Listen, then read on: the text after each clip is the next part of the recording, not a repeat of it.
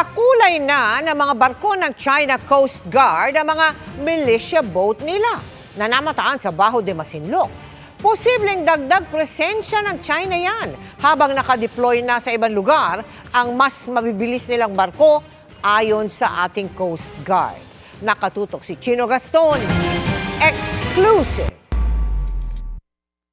Ang mga puting barkong ito sa loob ng Bajo de Masinloc, kakulay ng mga barko ng China Coast Guard na naglalatag ng floating barrier doon. Pero mga fishing militia boat lang ito na pumalit sa Chinese Coast Guard para magbantay sa Bajo. Base sa mga litrato, kulang sila sa navigational at surveillance equipment at walang marka ng China Coast Guard. Sa isa pang litrato, katabi ang isang kulay blue na Chinese fishing militia ship o mga barkong nagpapanggap na mangingisda pero katuwang ng China sa pagharang sa mga barko ng Pilipinas sa Exclusive Economic Zone ng Pilipinas. Ang mas moderno at mabibilis na mga barko ng Chinese Coast Guard naman pumwesto daw sa labas ng bahura. Inaalam pa ng PCG kung bakit may pagbabagong ganito sa operasyon ng China. Ang pinaka-conclusive evidence natin dito is that they are making use of Chinese maritime militia as their alternate vessels on those instances na wala yung presensya ng China Coast Guard to carry out the same responsibility. Mula sa bilang na 12 noong Lunes, nasa 4 na lang na Filipino fishing boats ang nananatili sa Bajo de Masinloc.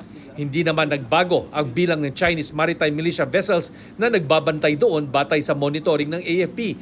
Nahatiran na rin ng supply ng Philippine Navy ang 8 outpost sa Kalayaan Islands na hawak ng Pilipinas. Pero ang resupply sa BRP Sierra Madre sa Ayungin, ikinakasa pa lang. Our own monitoring gave us a total of 55 various Chinese vessels monitored in Bajo de Masinloc, Ayungin Shoal, Pag-asa, Panata, and Lawak. Some of them would be lying to or stationary.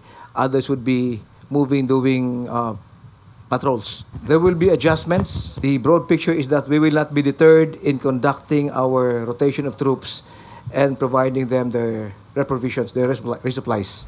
Kinumpirma naman ng PCG na pabalik na mula sa hydrographic mission sa Bolinao, Pangasinan ang BRP Gabriela Silang at BRP Ventura ng Namria. Patuloy daw ang pagbuntot ng Chinese Coast Guard sa dalawang barko. Sa isang social media post, kinumpirma ng security analyst na si Ray Powell na kahit sa mismong survey, sumasabay sa bawat kilos ang nagmamasid na China Coast Guard vessel.